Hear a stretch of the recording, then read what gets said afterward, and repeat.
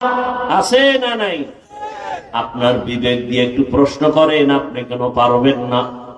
RAB, army, police, বিডিআরের চাকরি করে, ডাক্তার, প্রফেসর, ইঞ্জিনিয়ারের চাকরি করে, 5 ওয়াক্ত নামাজ পড়ে আছে না নাই? আমি সারা বাংলাদেশে চিৎকারটা দেই, ও যুবক, ও পর্দার আড়ালের মা, ও বাবারা, সন্তানটাকে ডাক্তার বানাবেন, ইঞ্জিনিয়ার বানাবেন, প্রফেসর বানাবেন। ও যুবক, তুমি আমি দোয়া করে গেলাম, এতগুলো মানুষ আমিন বললে কবুল হবে না? আমি দোয়া করব, সবাই আমিন বলবেন।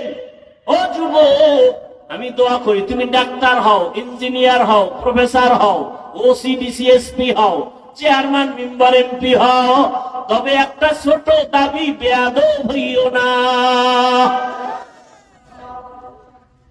বলতে পারো হাফিজ ভাই, ডাক্তার হব, ইঞ্জিনিয়ার, প্রফেসর হব, ওসি, ডিসি, এসপি, চেয়ারম্যান হব, বেয়াদব হব না। কথার ব্যাখ্যা কি? ব্যাখ্যা হলো 3 জায়গায় বেয়াদবি করবা না। আল্লাহর কসম 1 বার, আল্লাহর কসম 2 বার, আল্লাহর কসম 3 বার, ওয়াল্লাহি বিল্লাহি তাল্লাহি। ওই 3 জায়গায় যদি বেয়াদবি করো, ডাক্তার হলো তুমি মরার আগে জুতার বাড়ি খাইবা, ইঞ্জিনিয়ার হলো তোমার মরার আগে জীবনটা নষ্ট হয়ে যাবে, মরবা না, ইজ্জত নষ্ট হবে, আল্লাহর কসম।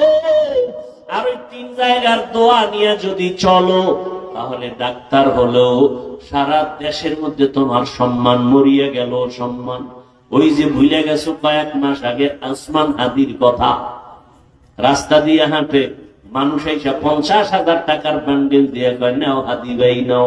কেন? এমনিই দিলাম। কি যুবকরা বানায় বলতেছি? আর তোমার চরিত্র কত খারাপ, সারা রাত মোবাইলে আকাম করবা, এমবি নাই। এখন এমবি ভরতে টাকা লাগবে, কই বাবা? শেষ ফল সিদ্ধান্ত নিছো, মায়ের মানি ব্যাগ ধরবা। তাহলে মায়ের টাকা চুরি করো, বাবার টাকা চুরি করো, তুই তো ঘরের চোর। মা বাবার ঘরে তুই অভিশাপ, তোর কারণে মা শান্তি পাবে না, তোমার চরিত্রের কারণে বাবার কামাই রুজিতে বরকত হবে না। এই কথাগুলো মনে রাখেন। যেই ঘরের মা, যেই ঘরের সন্তান চুরি করে, ওই ঘরে বাবা কোটি টাকা কামাই করলো শান্তি থাকে না, অশান্তি। যেই ঘরের মা স্বামীর টাকা দান বান করে না জানাইয়া, আল্লাহর কসম, ওই সংসারে শান্তি কোনোদিন প্রতিষ্ঠিত হয় না। এই জন্যই যে প্রবাদ আছে না, সংসার ধন্য হয় রমণীর গুণে, সংসার ধ্বংস হয় নারীর কারণে। একটা মা বড় দামি, একজন মায়ের অবদানের কারণে স্বামী ভালো হয়ে যায়। একজন নারী এত দামি, একজন নারী একদিকে মা আর একদিকে স্ত্রী, ঠিক নেই? আবার এক সময় শাশুড়ি। কথা বলেন না কেন? তাহলে একজন মা সন্তানের মা হিসাবে সন্তানের কাছে আদর্শ। সন্তান মাকে দেখে দেখে শিখে, বাবারে দেখে বেশি না, মাকে মাকে বেশি দেখে। এজন্য পৃথিবীর বড় দার্শনিক ইমাম গজালি রাহমাতুল্লাহ আলাইহি বলেন, প্রত্যেকটা সন্তানের জন্য প্রাথমিক শিক্ষিকা হলো তার মা। মা যা শিখায় তাই শিখে। মা সন্তানকে শিখাবে আল্লাহ, সন্তান তাই শিখবে। মা নামাজ পড়বে, সন্তানটাও নামাজি হবে। বলতে হবে না পড়, এমনি এমনি পড়া শুরু করবে। মা যখন আজান শুনে না, কাপড় টেনে দেয় মাথার উপরে, বাচ্চা ফালায় দেয়, মা কয় গুনা গুনা। বাচ্চা বুঝে না গুনা।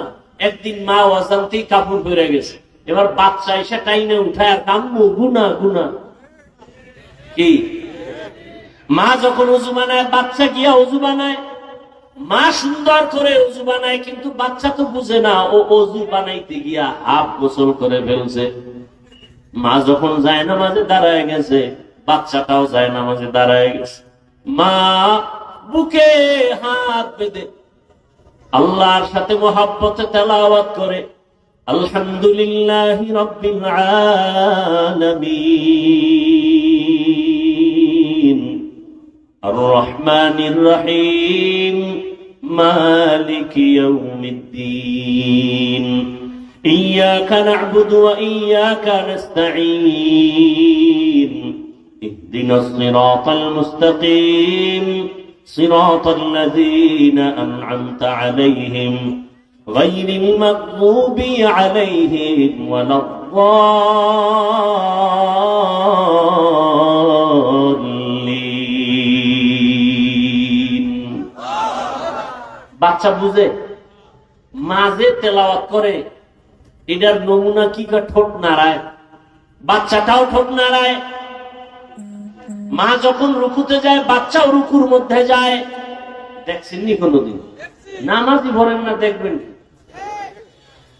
মা যখন সেজদায় যায় শিশু বাচ্চাটাও মায়ের পাশে সেজদায় চলে যায়।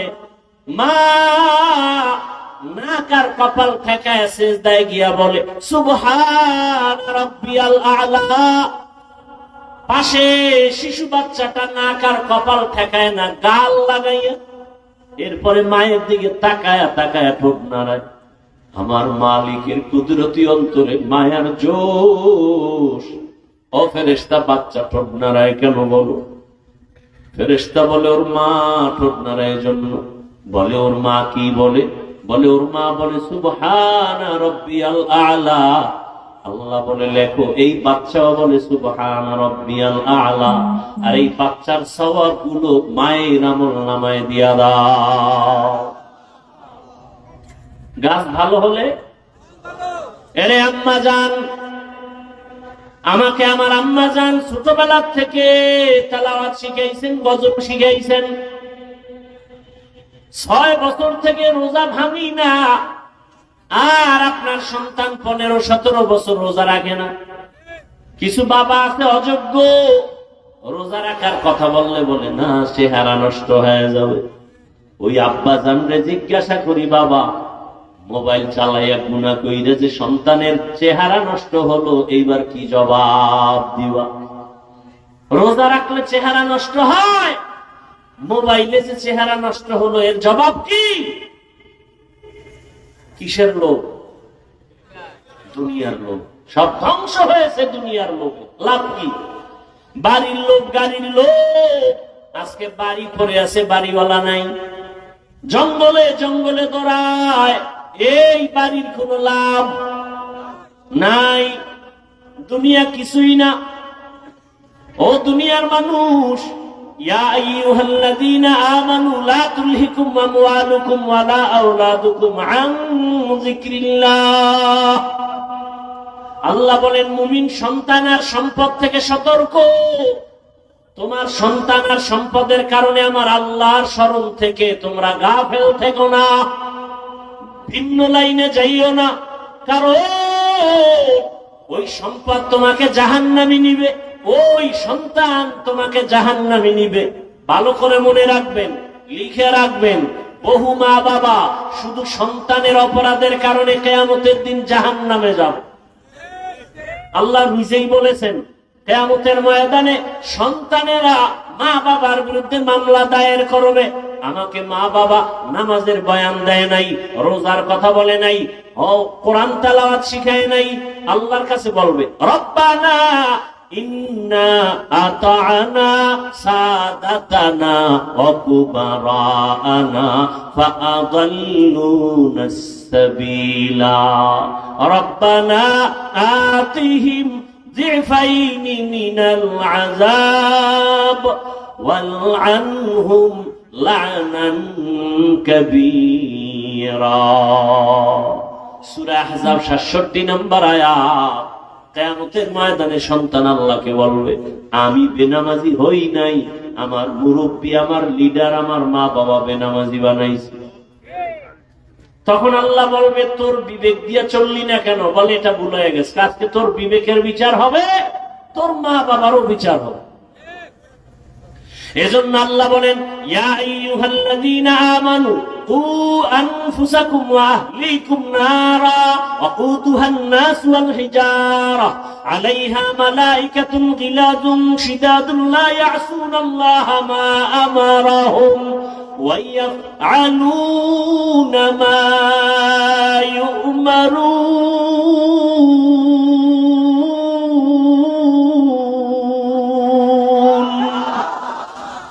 কালামে জিন্দা কুরআনে হাকিম হিকমতে উলায়া জালাসতো কাদিম।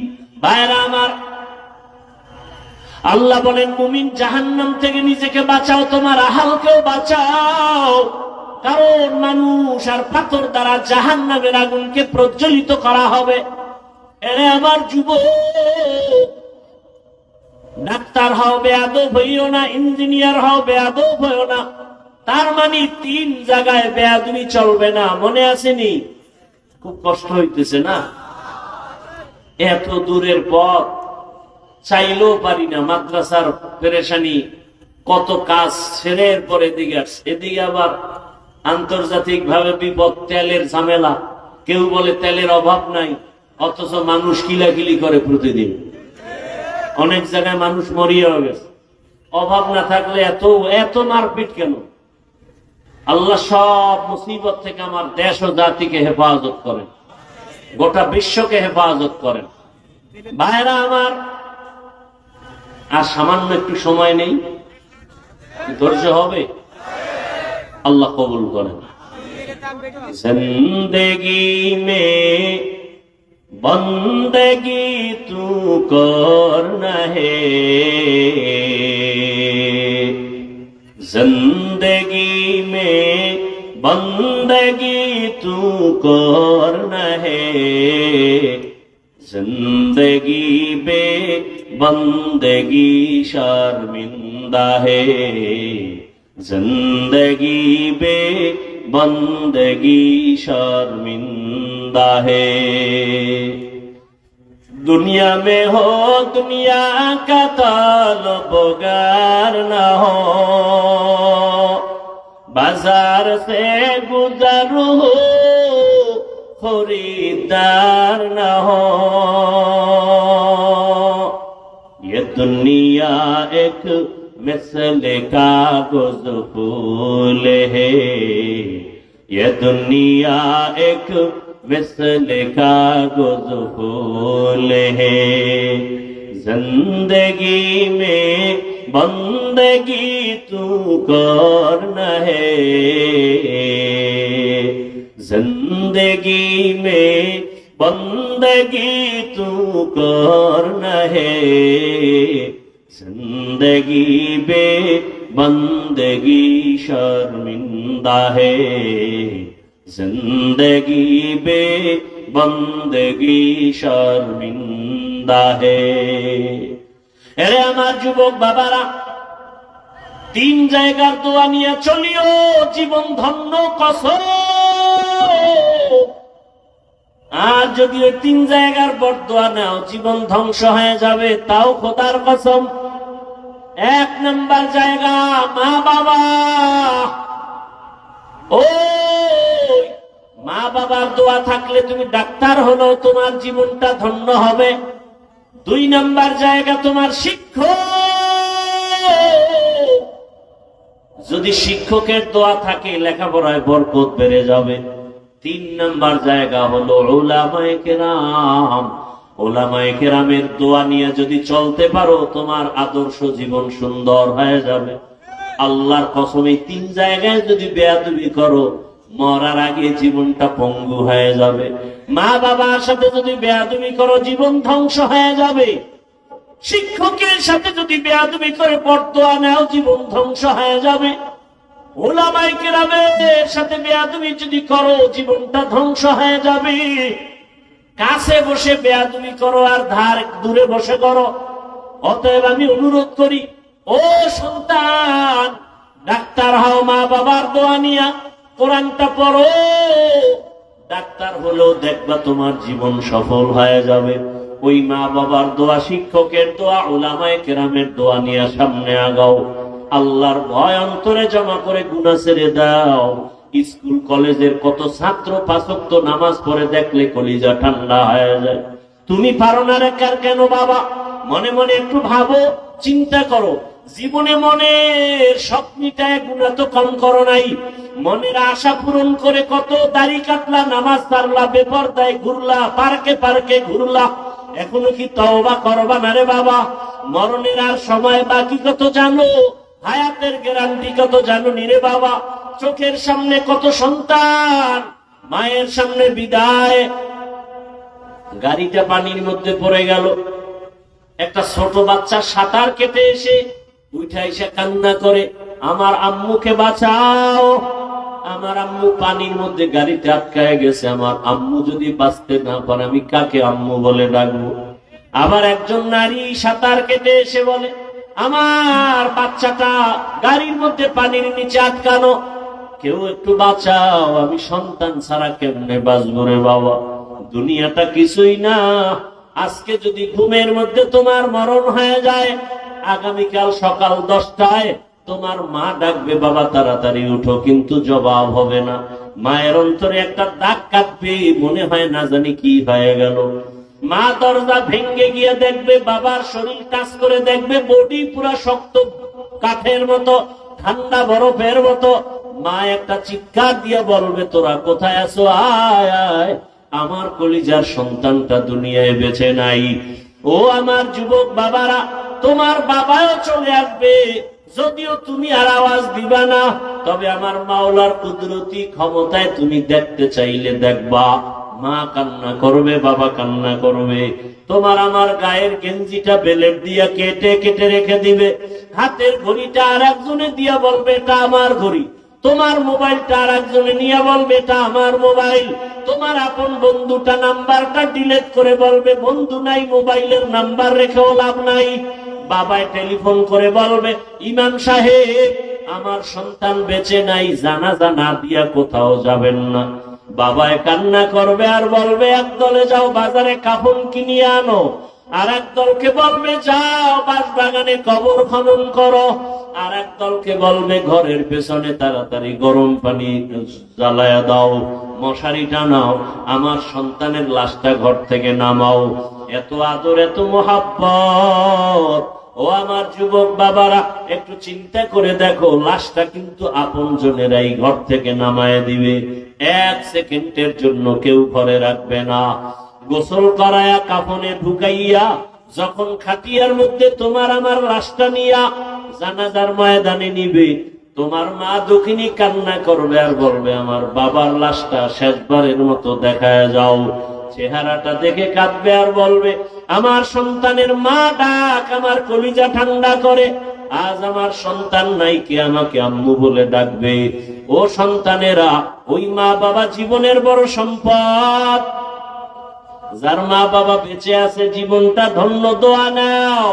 এই রত্ন হারায় গেলে আর পাইবা না রে বাবা, এখনো সময় আছে, বেয়াদবি না করে দোয়া নিও। এখন এই ময়দানে এমন আল্লাহর বান্দা আছে যার মা নাই, যার বাবাও বেঁচে নাই। মোনাজাতের পরে যাবে, অনেকে মা বলে ডাকবে, বাবাকে ডাকবে, যার মা বাবা নাই তার কলিজাটা ভেঙ্গে যাবে। ওরে যার মা বাবা নাই, চোখের পানি ছেড়ে দোয়া করো, আমার মায়ার নবীও বড় এতিম অসহায়, 6 বছরে মা হারা আমার মায়ার নবী। ওই এতিম নবীর উম্মতেরা মা বাবার দোয়া ছাড়া, চোখের পানি ছাড়া এই চেয়ারে বসতে পারি নাই। ওই মা বাবার চোখের পানি দোয়া ছাড়া মাওলানা হতে পারি নাই। ওই মা বাবার চোখের পানি দোয়া ছাড়া তুমি টাকার মালিক হতে পারো নাই, বাড়ি গাড়ির মালিক হতে পারো নাই। ওই মা বাবার চোখের পানি তোমার জীবন সফল করে ফেলেছে। ওই মা বাবারে কবরে রেখে কেমনে আরামে ঘুমাও। ওই মা বাবার জন্য মোনাজাতে কান্না করো, দোয়া করো। আর যার মা বাবা বেঁচে আছে দোয়া নেও। বাবারে যদি কষ্ট দিয়া থাকো, গোপনে দোয়া নিও।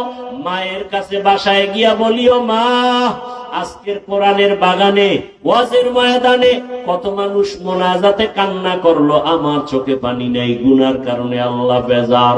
আজকে তওবা করেছি, আর গুনাহ করব না, নামাজ ছাড়বো না, দাড়ি কাটবো না, বেপরদায় চলবো না।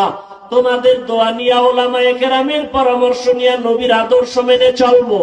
মা তুমি আমার মাথায় হাত দিয়া দোয়া করে দাও, আর কোনদিন বেয়াদবি করব না। মাকে যদি বলতে পারো, দেখবা মায়ের চোখে পানি চলে আসবে, কলিজা ভরে দোয়া করবে, আর সে আজিমের মালিক আমার কলিজার সন্তানটাকে তুমি কবুল করে নাও। ও আমার যুবক বাবারা, হেদায়েতের মালিক আমার আল্লাহ, ইজ্জতের মালিক আমার আল্লাহ, হায়াতের মালিক আমার আল্লাহ। ওই আল্লাহর উপরে ভরসা করে জীবনে যত নামাজ ছাড়লা, দাড়ি কাটলা, বেপরদায় চললা, আল্লাহকে মনে মনে বলো, হে মালিক, জীবনে তো গুনাহ কম করি নাই, আজকে থেকে তওবা করে নিলাম, আর জীবনে নামাজ ছাড়বো না, বেপরদায় চলবো না, মা বাবার সাথে বেয়াদবি করবো না, দোয়া নিয়া, শিক্ষকের দোয়া নিয়া, উলামায়ে কেরামের পরামর্শ নিয়া নবীজির সুন্নাত অনুযায়ী চলবো। তওবা করার মতো যদি অন্তর তৈরি হয়, মুনাফিকি যদি না থাকে, যাদের অন্তরে খাঁটি তওবার নিয়ত আছে, তারা দুটো হাত আল্লাহকে দেখাইয়া দাও। আয় আল্লাহ, আমাদের হাতগুলো কবুল করে নেন, তওবা কবুল করে নেন, তওবার উপরে মজবুত হইয়া চলার মতো তৌফিক আমাদের দান করেন, আমিন।